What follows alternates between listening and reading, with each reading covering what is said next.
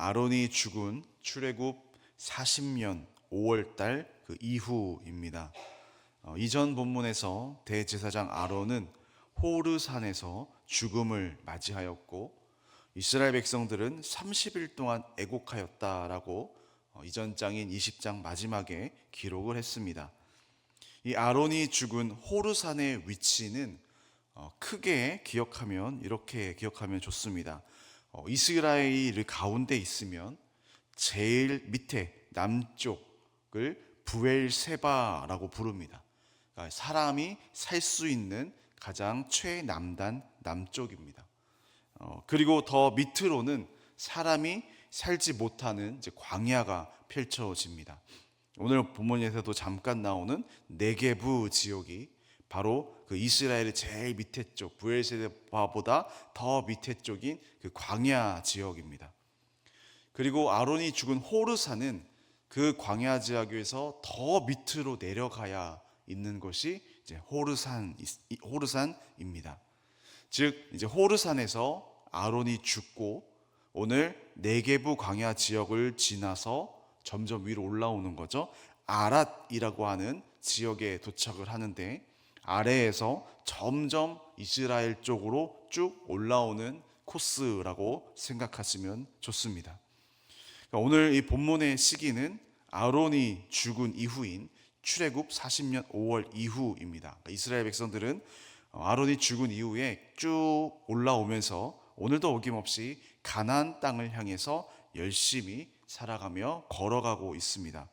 그런데 이스라엘 사람들이 오늘 본문 1절에 보니까 이렇게 위로 올라오는데 아다림 길로 걸어갔다라고 표현을 합니다.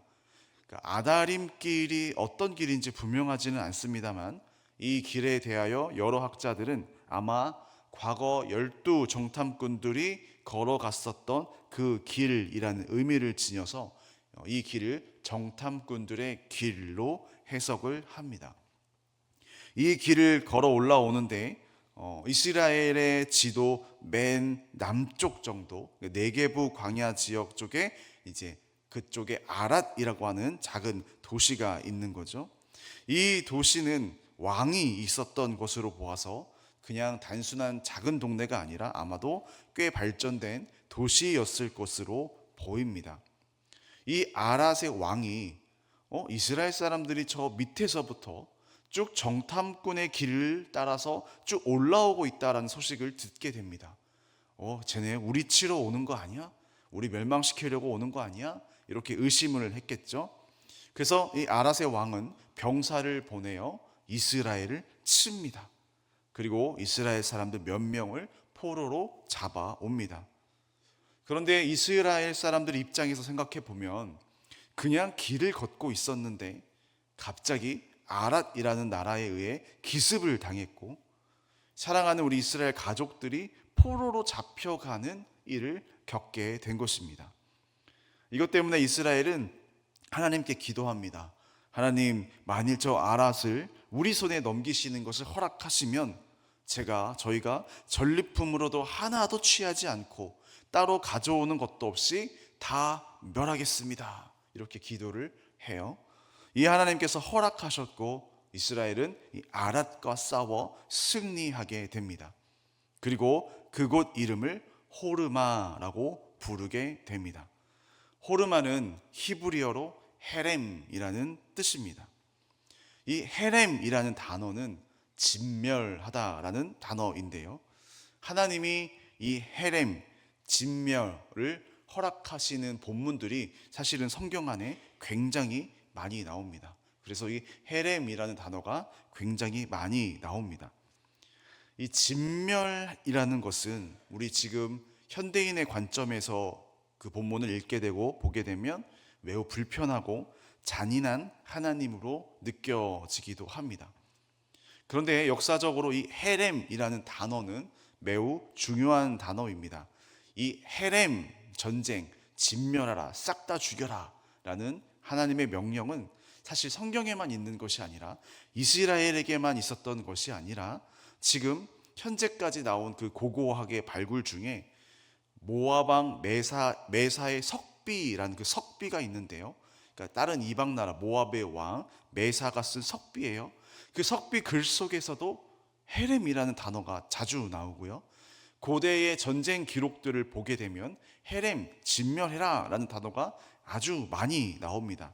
그래서 학자들은 당시 이 고대 가나안 이 지역 국가들이 아주 자주 썼던 관행 중 하나가, 아주 자주 썼던 단어가 이 헤렘이었다라고 보고 있습니다.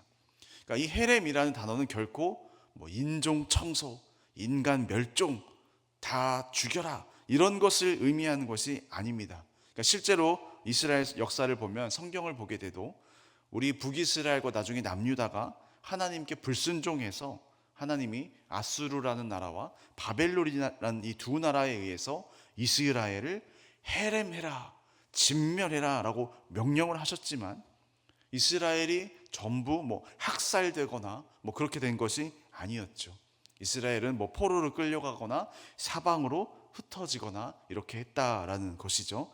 그래서 학자들은 하나님이 정말 싹 다 죽이라라는 명령이 헤렘 명령이 아니고, 이 헤렘이라는 단어는 그냥 전쟁에서 승리했음을 말할 때, 우리가 너희들을 굴복시켰다, 우리가 너희들을 진멸시켰다. 전쟁 기록에 그런 거 있죠. 뭐 완파하였다, 뭐 이겼다, 승리했다, 이런 단어들을 전부 이제 헤렘이라는 것으로 보게 된다라는 거죠.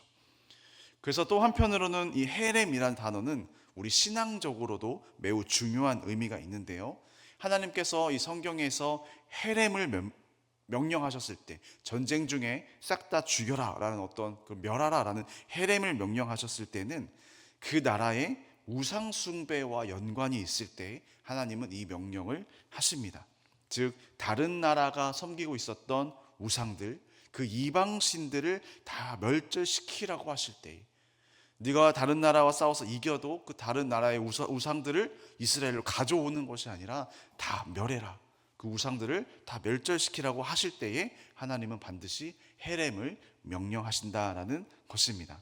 그래서 오늘 본문을 보면서 하나님이 허락하신 헤렘, 진멸이라는 뜻은 사람을 학살하여 죽이는 그런 헤렘이 아니라 그 가나안 땅 안에 아주 만연해 있었던 여러 우상들을 제거하면서 그 가나안 땅을 하나님의 백성 이스라엘에게 주시려고 하는 그 하나님의 모습을 우리가 성경에서 볼 때 그 하나님의 마음을 발견할 줄 알아야 합니다. 자, 이렇게 아랏을 이기고, 사실 이 아랏과 전쟁에서 싸워 이기고 그냥 그대로 올라오면은 요단강이 보이는 이제 이스라엘에 바로 도착을 하게 되는데요. 이상하게도 오늘 본문 4절에 보니까 그대로 위로 안 올라오고, 이렇게 지도상으로 여러분이 보셨을 때 이스라엘이 있으면은 좌측 다시 홍해가 있는 그 애굽 쪽으로 이스라엘 백성들이 다시 빠지는 것 같습니다.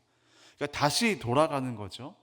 4절 말씀에 보니까 이스라엘이 홍해길을 따라갔다라고 말씀을 합니다. 그런데 에돔 땅을 피해서 홍해길로 갔다고 그래요. 여러분, 그 아까 아랏에서 여러분 지도상으로 오른쪽으로 가면 에돔 땅입니다.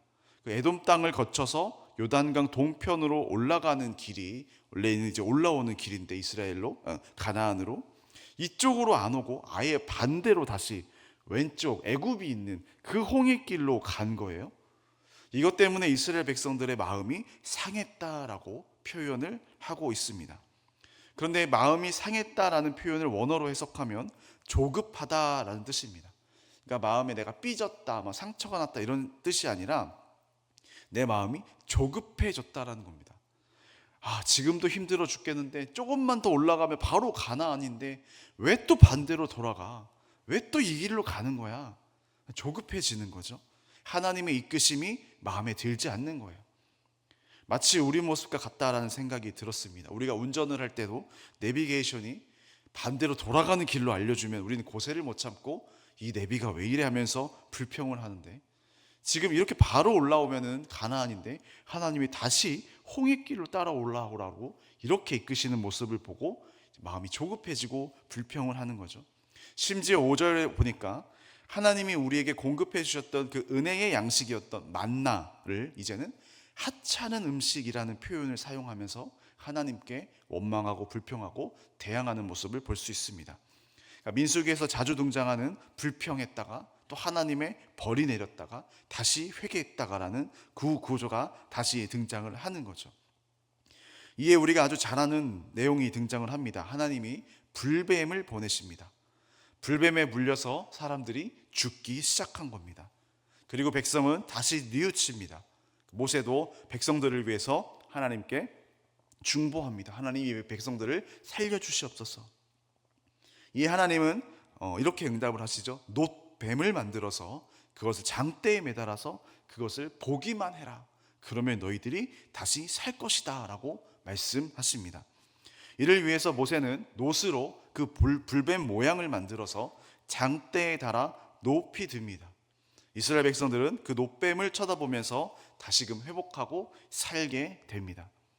실제로 그 고고학적으로 이 홍해길, 이 홍해 근처에 현재는 팀나라고 불리는 장소가 있는데 성경에서 가끔 딥나 이렇게 나오는데 그 지역을 그 지역으로 보는 거죠. 이 팀나라는 장소가 있는데 이곳에 고고학적으로 아주 구리 광산이 많은 그 지역이라고 합니다. 여기에서 12cm 정도 길이의 청동으로 만든 뱀 형상 유물이 아주 많이 자주 발굴되었었다라고 합니다. 그리고 그 구리 뱀들을 연구한 결과 기원전 1200년부터 900년까지의 유물로 추정을 하기도 합니다. 그 당시에 놋이 어디 있어서 모세가 놋뱀을 만들 수 있었을까? 그러니까 성경에도 보니까 욥기 28장 2절에 동은 돌을 녹여서 만든다라는 그런 표현들이 있고요. 그리고 스가랴 6장 1절에 그 돌이 있는 산이 바로 구리산이다라는 또 말씀도 있습니다. 즉 돌을 캐서 돌을 녹여서 동으로 놋으로 만들 수 있는 그 돌 구리산이 오늘 이 지역 팀나라는 구리광산 지역인 것이죠. 바로 오늘 모세가 놋뱀을 만들었던 장소이기도 합니다. 이 팀나의 구리광산이 오늘날 현존하는 가장 오래된 발견된 구리광산이라고 불리기도 합니다. 이 팀나 지역에 구리광산이 있다라고 제가 말씀드린 이유는 이것입니다. 지금 모세를 생각해 보는 거죠. 다급하게 그 돌들을 막 캐내는 모세의 모습을 상상해 보았습니다. 다급하게 그 돌들을 캐내서 놋뱀을 만들려고 애쓰는 오늘 리더 모세의 모습을 상상해 보았습니다.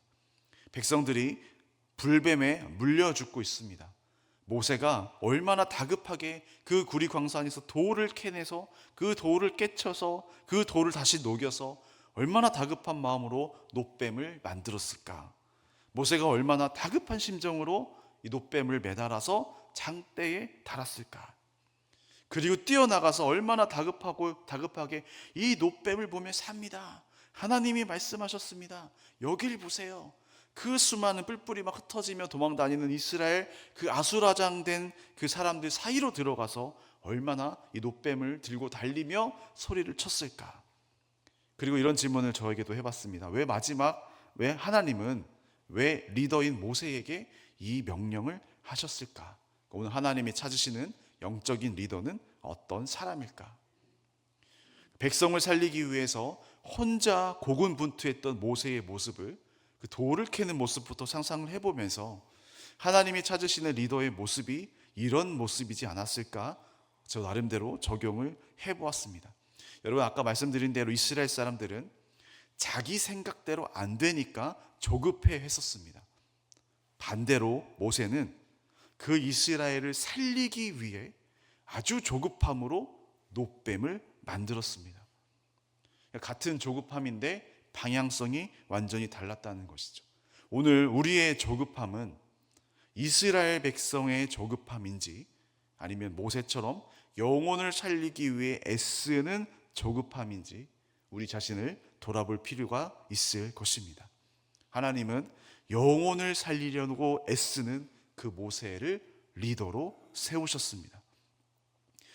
우리 오늘 모두가 이 주님의 말씀 앞에 이 새벽에 도전이 되셨으면 좋겠습니다. 나는 오늘 한 영혼이 주님께 돌아오는 일에 얼마나 고군분투하며 애쓰고 조급한 마음을 가지고 있는가? 아니면 하나님이 내 뜻대로 안 들어주시는 것 같아서 내 생각대로 안 되는 것 같은 그런 조급함이 내 안에 있는가?